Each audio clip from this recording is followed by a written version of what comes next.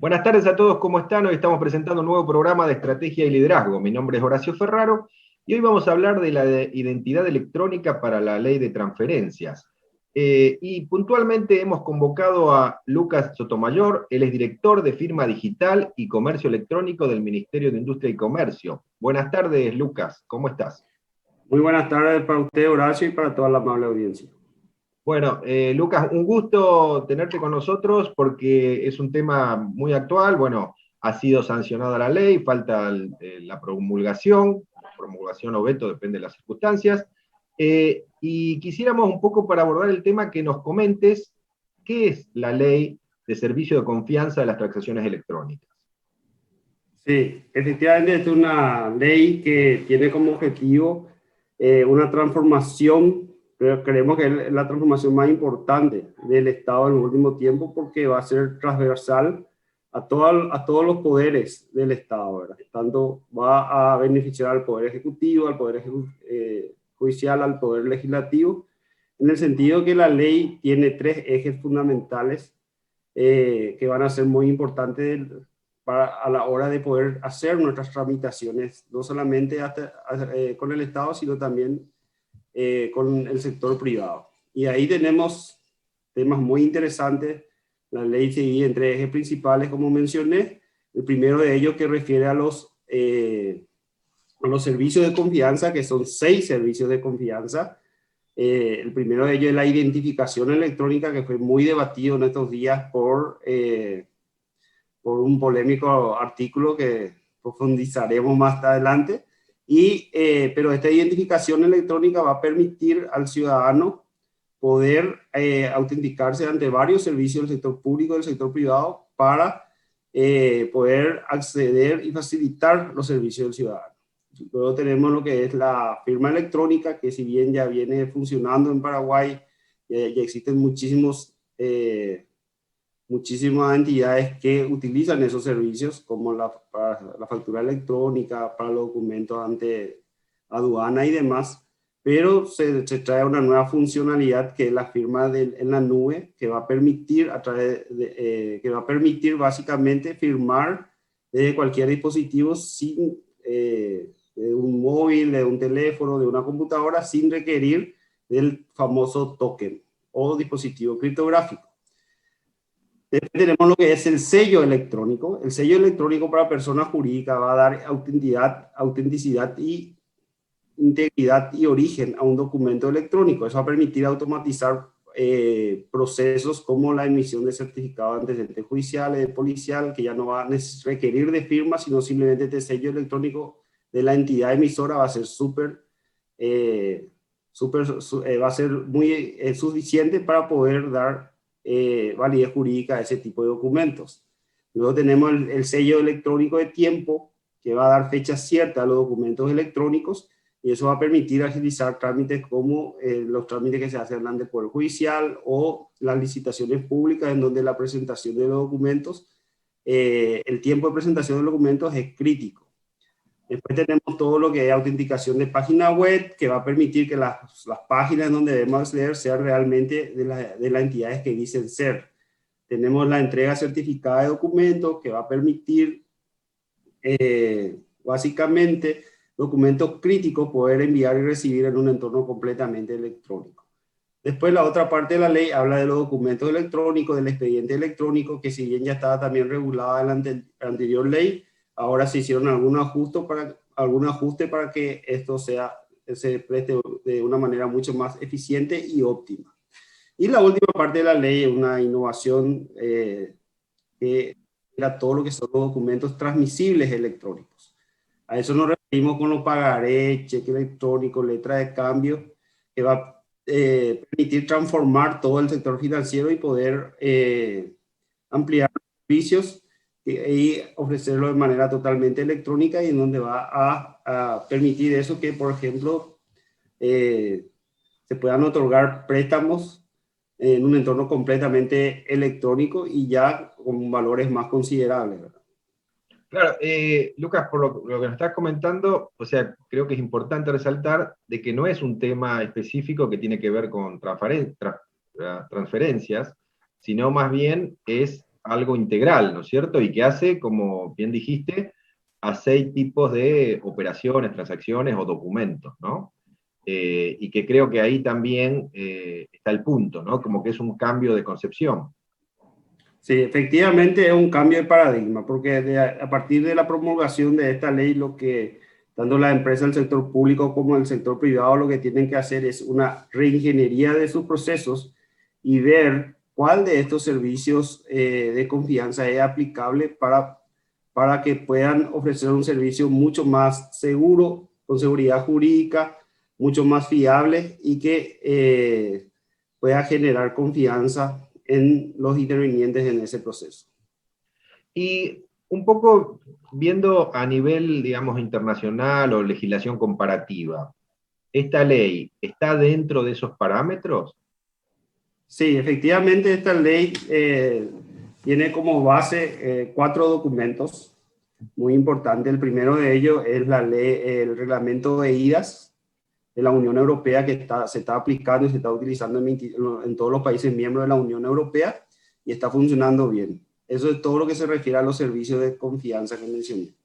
La otra parte de la ley que habla del documento electrónico y el expediente electrónico tiene como base una ley modelo de la Comisión Nacional de Naciones Unidas para el Derecho Mercantil Internacional, que es una ley modelo que refiere al comercio electrónico y a los documentos electrónicos. Y la última parte, lo que es los documentos transmisibles electrónicos, también está basado en una ley modelo de la CENUMI, que refiere a estos tipos de documentos. O sea, y no solamente eso, que muchas de estos modelos de ley además ya están introducidos en los países de la región, ¿verdad? Ya tenemos prueba, por ejemplo, de la identificación electrónica que se está utilizando en Uruguay, de los servicios de confianza que ahora se aprobó en Argentina, en Brasil, están en un proyecto de ley, o sea, se está empezando a usar a nivel regional. Claro, y ahora, hablando un poco, ya yendo a la ley, en la situación actual que se encuentra, hay algunas cuestiones en las cuales que tiene que ver con su gradualidad de aplicación o no. ¿Cómo estamos en ese tema? ¿Cuál es el foco, digamos, y cómo piensan que se resolvería? Sí, la ley establece 4 meses para la reglamentación para su entrada en vigencia, ¿verdad? Cuando hablamos de esos 4 meses, nos referimos a la etapa en que se va a hacer la reglamentación. Hay aproximadamente más de 80 normas técnicas, porque como ven, son muchos servicios que tienen que reglamentarse y en algunos casos, como el caso de la identificación electrónica, tiene que habilitarse a empresas para poder ofrecer ese servicio. Entonces, lo que va a estar en 4 meses es justamente las reglas claras de cómo hacer ese proceso. Y a partir de ahí, en el caso de el único artículo que establece una obligatoriedad de utilización de este tipo de servicio de confianza, va a requerir un tiempo que se dé los supuestos establecidos en la ley. O sea, va a haber un tiempo de adecuación para que estas entidades puedan ser habilitadas, para que se puedan emitir la identificación electrónica a los ciudadanos y a partir de allí poder hacer efectivo el cumplimiento del artículo 103. Claro, y, o sea, ese sería, digamos, discúlpame, eso sería, digamos, algo que se agrega que es un prestador de servicio de confianza, ¿no es cierto? Un Sí. rol que participa justamente en esta cuestión. Ahora bien, también tengo entendido que hay ciertos requerimientos técnicos, ¿no? Y también ciertos niveles, ¿no? De seguridad con respecto a las transacciones. ¿Cómo está dispuesto hasta el momento y cuál sería, digamos, los distintos niveles de seguridad y en qué casos se aplicarían? Sí. En el caso, para prestar cualquiera de estos 6 servicios de confianza que estamos mencionando, la identificación, el sello, la firma, el sello de tiempo, la autenticación de página web y el servicio de entrega certificada, para poder prestar este servicio se requiere de un prestador de servicio de confianza, que puede ser cualificado y no cualificado. Vamos a ejemplificar el caso de la identificación electrónica que se usa para justamente la aplicación del artículo 103, que hoy es el artículo que más se promociona y que está generando controversia entre sectores del mercado, ¿verdad? En el caso de eso, la identificación prevé 3 niveles de seguridad: bajo, sustancial y alto, ¿sí? Para ser prestador, para poder emitir un medio de identificación bajo sustancial, simplemente tiene que ser un prestador de servicio de confianza no cualificado. Este prestador de servicio de confianza no cualificado no pasa por un proceso de habilitación. Simplemente lo que tiene que hacer es empezar a brindar el servicio, cumplir las disposiciones establecidas en la ley y comunicar al Ministerio de Industria y Comercio en un término de 3 meses que está operando. Sin embargo, si el nivel es de seguridad alta, sí pasa por un proceso de habilitación ante el MIC para poder expedir esos medios de identificación. Esa es la gran diferencia, pero ahí también varían los efectos jurídicos de usar un medio de identificación y otro, y eso es muy importante aclarar. La única equivalencia funcional entre la identificación presencial y la identificación a distancia la posee la identificación de nivel de seguridad alta. Y eso fue una de las determinantes para que se exija en el sector financiero que se utilice ese nivel de seguridad, basándonos básicamente en la última guía GAFI que salió en 2020 sobre identidad digital, en donde recomienda que la identificación electrónica para las transacciones en el sector financiero deben ser robustas y deben ser equivalentes a una identificación presencial. Y bien, según lo articulado de nuestra ley, la única que cumple eso es el de nivel de seguridad alta. Claro, o sea, digamos, lo que son transacciones financieras deberían tener ese nivel, digamos, y las otras serían para otro tipo de operaciones. Exacto, no la otra, porque, por ejemplo, para acceder en una universidad a quizás a poder hacer un préstamo de un libro en una biblioteca, o para poder acceder a ciertos otros procesos que no son tan críticos, quizás el de nivel bajo ya es suficiente, o el de nivel sustancial. Por eso es justamente lo que busca la ley, es tener un equilibrio entre la seguridad y la usabilidad. Entonces, que da un abanico de servicios de confianza, un abanico de niveles de seguridad, para que a la hora de hacer esta reingeniería de proceso que le mencioné, la gente pueda aplicar según el riesgo aplicable a ese proceso, aplicar mayor o menor números de servicios de confianza, de mayor o de menor nivel de seguridad. Claro, ¿y cómo sería ese proceso o qué gestiones debe hacer la persona como para acceder a la identidad electrónica una vez en funcionamiento? Sí. Una vez en funcionamiento, el ciudadano lo que va a tener que hacer es acudir ante un prestador de servicio de certificación no cualificado si el nivel es sustancial o bajo, o cualificado si el nivel es alto, por única vez, en el cual se va a validar fehacientemente su identidad. Esta validación de la identidad se puede hacer, se puede hacer de dos maneras: de forma presencial o también de forma a distancia, siempre y cuando se cumplan los mecanismos que se han expuesto en la reglamentación. Hecho eso, el ciudadano se le va a expedir un medio de identificación, y ese medio de identificación es el que va a usar para poder hacer, por ejemplo, el giro. Pero ese mismo medio de identificación que se les pidió va a poder usar para hacer la transferencia o para poder gestionar cualquier otro tipo de servicio del sector público e inclusive del sector privado. Cualquier servicio financiero, cualquier servicio de salud, cualquier servicio de impositivo y demás. Claro, o sea, una única gestión como para una identidad electrónica que se utiliza en varias situaciones, ¿no es cierto? Ahora, ahí mencionaste y dejaste, digamos, dejaste entrever en el sentido de que, porque primero había una idea de que tenía que ser presencial, pero también, si se cumplen ciertos requisitos, eso se puede obtener a distancia.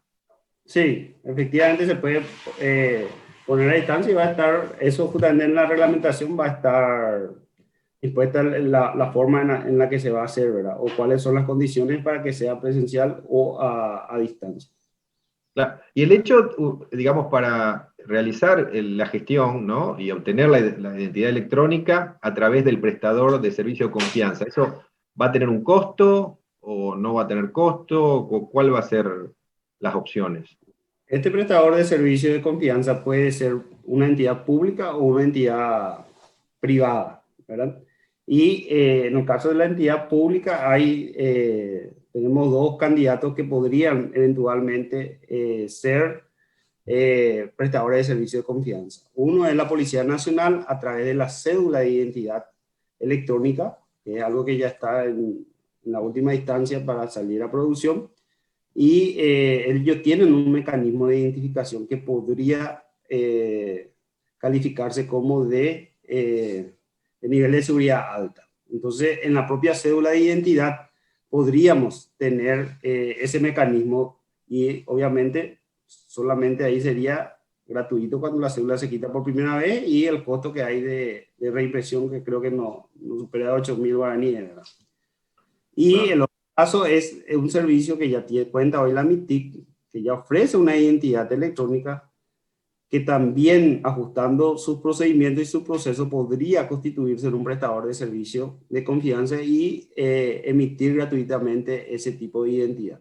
Pero también la ley prevé que puede ser una entidad privada. ¿Eso qué quiere decir? Que los propios bancos, la propia asociación de telefonía o cada telefonía o asociación de cámaras o de empresas pueden también constituirse y emitir ese proceso, ese medio de identificación. Pero como ese medio de identificación va a poder utilizarse para múltiples servicios y para acceder a múltiples beneficios, entonces nosotros entendemos, y por la experiencia de nuestro país, que generalmente empresas que ofrecen eso podrían absorber ese costo porque se van a ver beneficiados en otras cuestiones. En todo caso, podría ser un costo ínfimo, pero eso ya el mercado va a establecer. Claro, entonces ahí, digamos, se ve que no debería haber problemas con respecto, porque también justamente la inquietud estaba con respecto al costo que significaba, ¿no? Al costo que significaba a lo mejor para operaciones pequeñas, ¿no? Pero Sí. como vos mencionaste, el costo es por única vez y podría ser no significativo. Sí. De hecho, que hay un informe del Banco Interamericano de Desarrollo, del BID, que habla del onboarding digital, en donde claramente establece la importancia de usar este tipo de identificación en las operaciones financieras y ahí da ejemplo de implementación de varios países, ¿verdad? Y justamente ahí se muestra en la experiencia, en la práctica, de que en los países donde el sector privado dio este medio de identificación, los costos fueron absorbidos por otros beneficios conexos que conlleva la implementación de esto. Claro. Te digo, estamos haciendo a través de la redacción de 5 días, estamos haciendo un sondeo y que está relacionado con el tema que estamos viendo hoy, y dice lo siguiente: ¿cuánto sabés respecto a la identidad electrónica digital? Y las opciones son mucho, poco, nada, y la primera opción es nada, 46%, poco 43% y 11% mucho, ¿no? Bueno, básicamente hay prácticamente un 90% que está entre poco y nada, digamos. Porque a veces es un poco complejo, digamos, comprender qué es lo que significa, porque de hecho, bueno, operaciones se hacen actualmente y todo, o sea, esto es un cambio, como mencionaste al principio, un cambio de paradigma, ¿no? Y que abarcaría un montón de transacciones y que nos manejaríamos de una forma más digital, ¿no? Sí, de hecho que todo cambio, o como es algo nuevo, es normal que exista poco conocimiento al respecto, ¿verdad? Pero nosotros no estamos inventando la rueda, simplemente estamos acompañando los cambios que se vienen a nivel mundial, ¿verdad? Tanto es así que en todas las negociaciones que intervienen Paraguay a través de Mercosur, como ejemplo le digo Mercosur, Unión Europea o Mercosur, Canadá, o en las relaciones bilaterales que está llevando Paraguay, las negociaciones como Paraguay-Chile, existe un capítulo importante en estas negociaciones de comercio electrónico.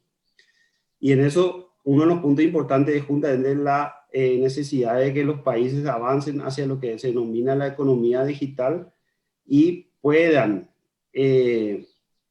globalizarse herramientas importantes como la identificación electrónica, como la firma electrónica, como el intercambio de documentos electrónicos. Eso es un camino irreversible que tenemos que empezar como paraguayos a ayudarnos a lo que se viene, ¿verdad? O si no, no vamos a poder estar nunca a nivel, y eso le va a traer muchísima ventaja a Paraguay. Y justamente lo que se buscó con la inclusión del artículo 103, entendiendo que el sector financiero es el sector más formal, es el sector que tiene más invertido en tecnología y en seguridad, iba a poder, aparte de ser los beneficiarios por la propia exigencia de su normativa, como le mencioné, la guía GAFI y este informe de inclusión digital que habla del BIP, recomienda el uso de este tipo de tecnologías para poder hacer esas tramitaciones. Pero esa exigencia de este sector formal va a permitir que la identificación electrónica se masifique en el país, y esa masificación va a ayudar al Estado a poder hacer que muchos de sus trámites sean mucho más fáciles, mucho más ágiles y fiables, y que se puedan acceder a distancia.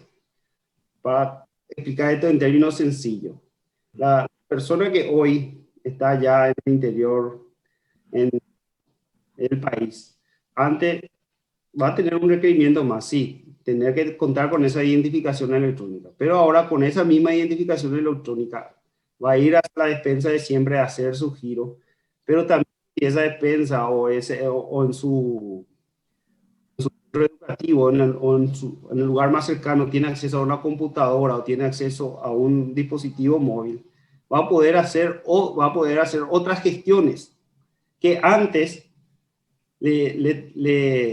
como estamos hoy, le tendría que trasladarse a varias ciudades para poder gestionar, ¿verdad? Imagínense, justamente ayer yo fui a un banco para solicitar mi PIN, el cambio de PIN, y me piden fotocopia autenticada para poder hacerlo. En este caso, sí, con la identificación electrónica, yo ese mecanismo iba a poder hacerlo desde mi casa, porque tiene una equivalencia funcional a la identificación presencial. Y no tenía que gasté 10.000 guaraníes en autenticación de cédula, gasté el tiempo en irme ahí, gasté el combustible en llegar hasta esa entidad financiera. O sea, va a facilitar al ciudadano la forma en que hacemos nuestras tramitaciones diarias con el Estado y con el sector privado.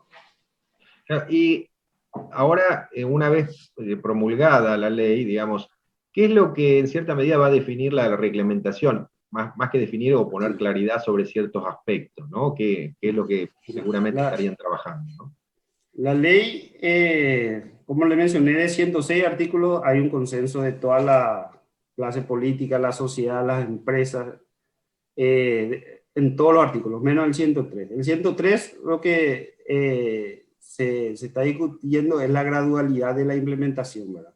Y eso es lo que todavía nosotros como Estado, porque todos los organismos involucrados en este proyecto de ley, vamos a debatir y vamos a ver si se recomienda el veto parcial o se aprueba como está ese artículo 103. Pero en ese sentido,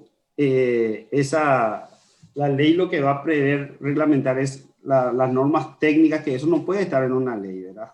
La ley está en los conceptos generales, y ya en el decreto van a estar ya del cómo se va a operatizar o se va a hacer cada una de estas cuestiones, ¿verdad? Y ahí también vamos a hacer un gran debate porque es largo, extenso, y son muchos servicios.